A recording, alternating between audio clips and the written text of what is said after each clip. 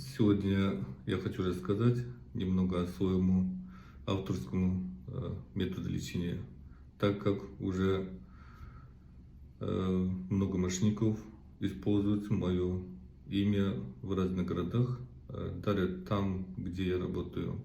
Якобы я передал им авторский метод лечения. Нет, не передаю никому,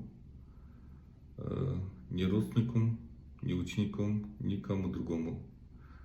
Передам только своему сыну. Он учится в данный момент в медицинском университете. В течение 25 лет я практикую лечение женских заболеваний и бесплодия. Создал свои собственные авторские методы лечения и рецептуры, из-за чего в данный момент на свет появилось более 6000 новых жизней. В этом еще помогло мое биохимическое образование.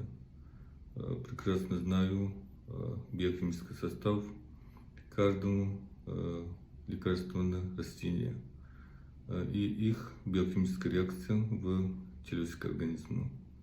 Я, наверное, единственный тибетец, который имеет биохимическое образование среди тех, кто занимается нетрадиционной медициной. Ко мне приезжает пациент из разных городов с последней надеждой. Если я вижу, что смогу помочь этому пациенту, тогда назначаю лечение. Конечно, стопроцентный результат не бывает при лечении бесплодия, но меня признают как одного из лучших специалистов в мире в этой сфере. Уже родилось 6000 детей. Это уже 6000 чудо. Это все благодаря моему авторскому методу лечения и рецептуре. Именно эти рецептуры передам только своему сыну и никому другому.